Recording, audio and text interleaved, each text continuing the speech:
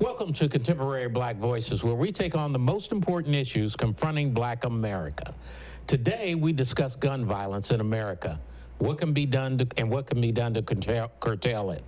Our discussion features our regular panelists, the lovely Dr. Sharon Michael Chadwell, New York Times bestselling author Caleb Alexander, and the writer Frederick Williams. I'm Chris Dawkins, and I'll be your host for today.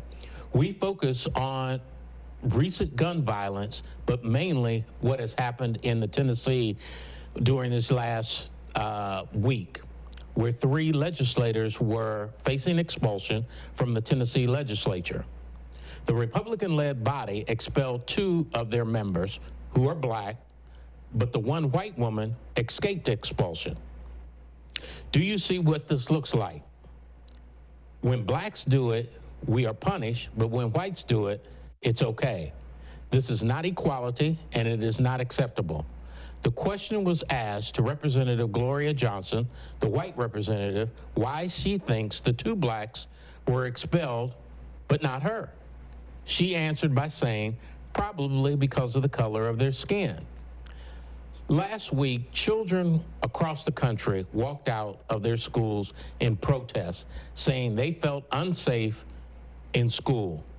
Gun violence was too rampant in America, and the adults and legislatures have done nothing to protect children in America. I want to go deep into what is going on in America. America has become unsafe for foreign visitors to our country. It's been unsafe for Black males, and K through 12 students in schools all across America are endangered. And the NRA has been silenced on this, and they promote gun ownership and particularly assault rifles and weapons like AK-47s, which has been used repeatedly to mow down children while attending school. I support these legislators, and I strongly encourage all Americans to do the same. I denounce the Tennessee Republican legislature for their actions, the NRA, and the majority of Republican state and federal officials who refuse to do anything to protect our children while hiding behind the U.S. Constitution's Second Amendment. This needs to stop, and this needs to stop now. Let me open the discussion to our panelists. What do you think about these Tennessee 3? Let me start with you, Fred. Oh, I think it's, I think it's the MAGA at work. It's the MAGA at work. This all starts with the MAGA after the Obama election. And so it's happening not only in the state of Tennessee, they went to the extreme. It's happening here in the state of Texas. It's happening in the state of Florida. There is a move to return this country 50 years back. And they don't care anymore. Man, they're letting it hang out. We go send you 2 Black boys, and that's what they thought of them. They probably will use another word in private, back home, and we're gonna let the white woman stay here. How much more blatant can you be? So what do you think about where they say, one of the guys was from Nashville. And the other from Memphis. And the other was from Memphis. What do you think when they talk about and they say, Memphis or Nashville, we're going to make sure you don't get funded if you send these 2 people back? That's their next move. They've threatened to cut off the funding, state funding, to the locality if they send those 2 Blacks back. But do you think that can happen with all of the music money that's coming into Nashville from the country music segment, and for them to say that they're going to cut this off? Once they cut that off, that means there's certain amenities that those country artists are not going to be able to get. They won't feel safe because that funds the police, it funds the fire department, it funds all the public offices, and that money will be cut off. But I think at that point, the national government would intervene. Even to the point, if they did that, the national government would probably provide those jurisdictions with the money. Dr. Chadwell. You know, first of all, I want to applaud the Tennessee 3, especially representatives, I'm going to continue to call them representatives, Justin Jones and Justin Pearson, their bravery in standing up for doing what was right. And then for Gloria Johnson, who, although she didn't get expelled, she stood behind those guys saying, I will continue to work on getting them back reinstalled. The United States is in a dangerous position in that we've got dangerous politicians running rampant in this country. They're saying they're kind of like a cesspool of misinformation, and a lot of it is based on fear and what they perceive is going to happen. To where, why do you have to have all of these guns? Who are you protecting? No one is bothering them, but they're just adding on and on and on and on to. So let me ask this question. Can I respond to Sure. her real quick? I don't think Johnson is supporting them, because if she was really supporting them, she would have left with them.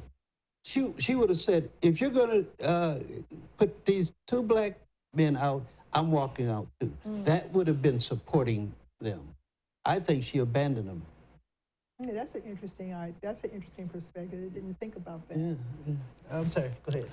I was going to ask, with the gun violence in America, and we've seen it. We've seen it through Sandy Hook. We've seen it right here in Uvalde. We've seen it over and over again, repeatedly. But at the same time, repeatedly, we've seen legislatures, whether it be on the local level or whether it be on the national level, that have no desire in wanting to change what the status quo is right now. And before I open it up to you all, I want you to remember back in, I think, the 60s and the 70s, when black folks had rifles and stuff, when they were marching in Oakland, they were saying to us, we want to take them guns away, okay? But now it's altogether changed. It's kind of like we want to expel these 2 black members. We don't want to expel the white, but there's always a difference. My question is this: who is responsible for this gun attitude that we have? Well, you have to look at the whole issue. Is that, first of all, they're saying it's our Second Amendment rights. It's our Second Amendment rights. Yeah. But these politicians are getting paid, and paid heavily, by the NRA to keep their sales of weaponry up. If you think about what DeSantis did this past week in Florida, everybody in that room were NRA representatives, which is meaning that he got paid a large chunk of money to sign that bill. Now, I'm not saying that all white people are agreeing with this, because I don't believe that. But it's setting the stage for this. I probably would never, ever go to Florida, in that I want to be able to go out and eat. And if I'm in a situation to where everybody in the room could have a concealed weapon on their bodies, what will be the tipping point for someone to not completely lose their mind in that location and start shooting up the place? And that is what's happening. And if Florida got away with it, we might as well look at other states, other southern states. Well, Texas is doing it now too. Yeah, but but it's kind of like we're seeing Florida as the testing ground for a lot of stuff, a lot of the actions that other states are wanting to do. And what's kind of the irony of this? The Republicans were anti-abortion, pro-life, pro-life, pro-life, pro-life. Well, the life is here, but they're not protecting the life. Right. I want to say, let me read you a few statistics. The Pew Research Center says attitudes about gun violence widely different by race, ethnic groups, political party, and community type. About 8 in 10 blacks, 82%, say gun violence is a very big problem, and by far, blacks are the largest group of the ethnic groups that feel this way. And roughly half of the Americans, 53%, favor stricter gun laws, which is a decline from 2019.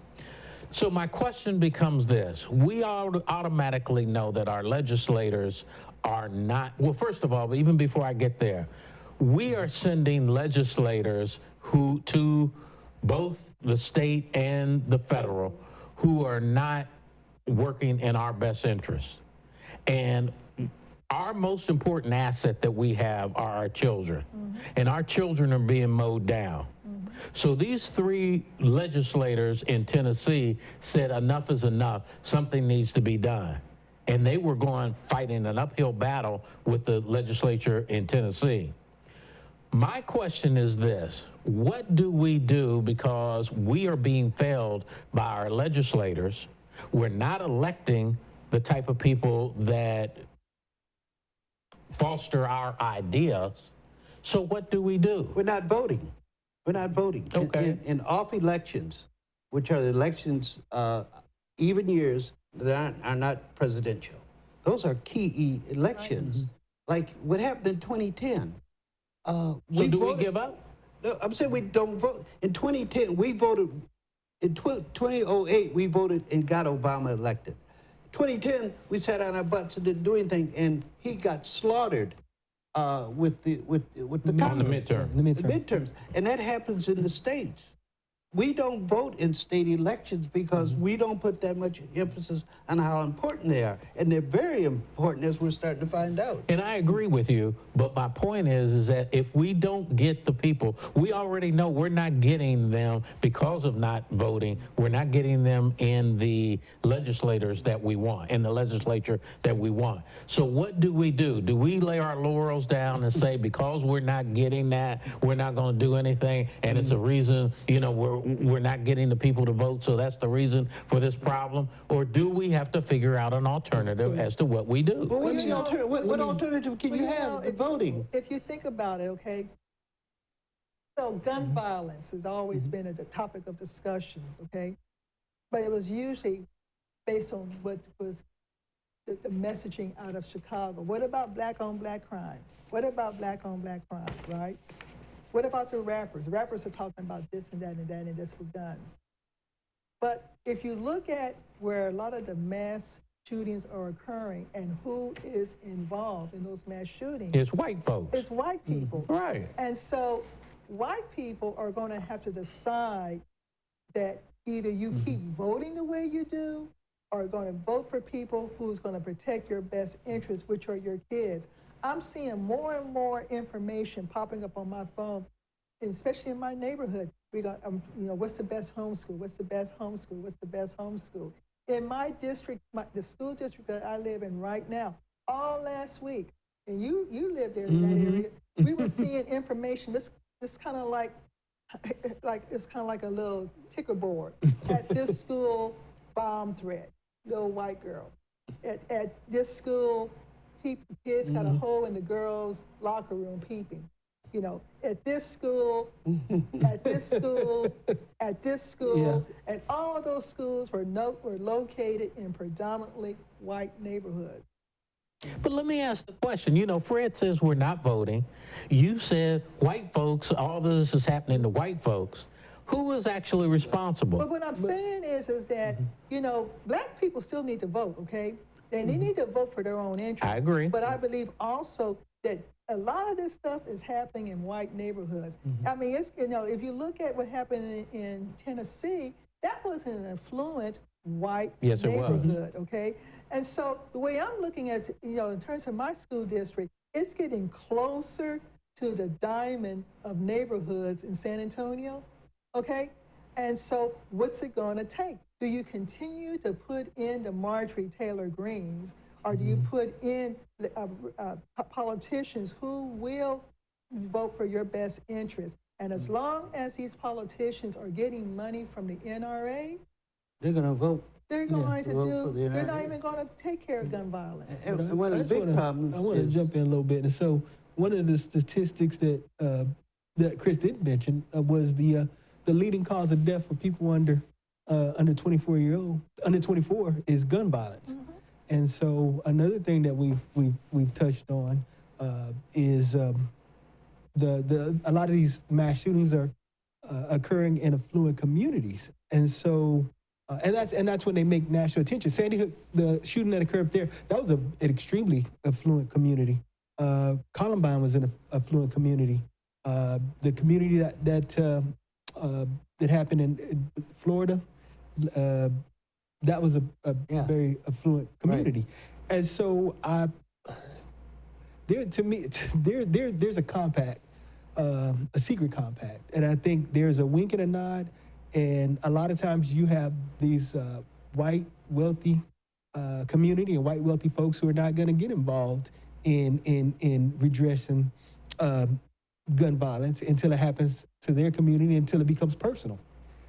Because of this compact, and that compact is, like I say, I think they fantasize and fetishize about riding in to save the day when there's a black when there's a black insurrection. But how much more personal does it have to get when you've had legislators who've been killed, not killed, but shot because of gun violence? I think you had Scalise, you've had the lady from Arizona, Well, again, you know, who was shot. And then you've got these affluent communities where their kids are being killed. It's But wait, the one last thing that I want to say is that the two people who really stood up and have been expelled have been two black people who are saying this is enough, and it ain't even happening really to In the us black per se. community. Right. And you know, but you know, you've got, I forgot who was the politician, because after the situation in Nashville, a news reporter talked to a Republican politician. He says, well, I'm not worried about my kids because I am homeschooling. You know, Right. so it's kind of like there are no consequences for these politicians, because if they're homeschooling, then there is the notion that these kids are protected.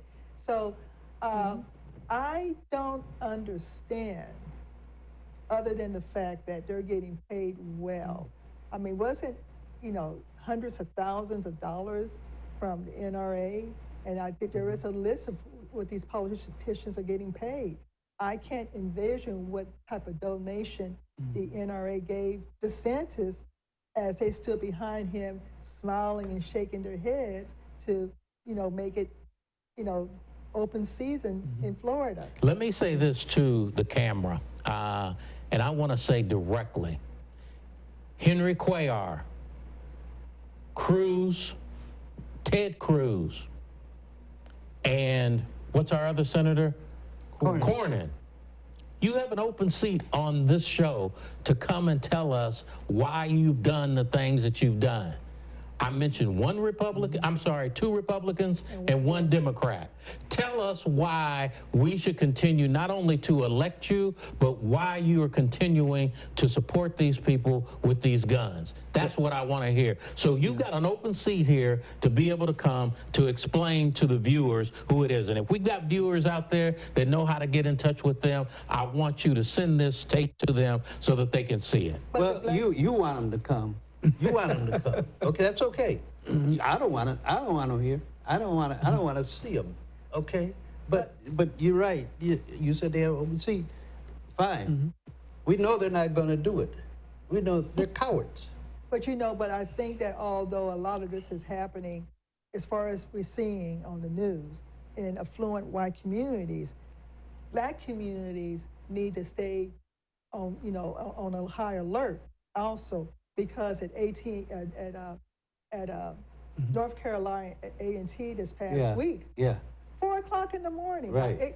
So those of you who don't know, North Carolina A&T is a historical black college and university. 4 o'clock in the morning, a white homeless man with an arsenal with an arsenal of guns was on campus. Okay.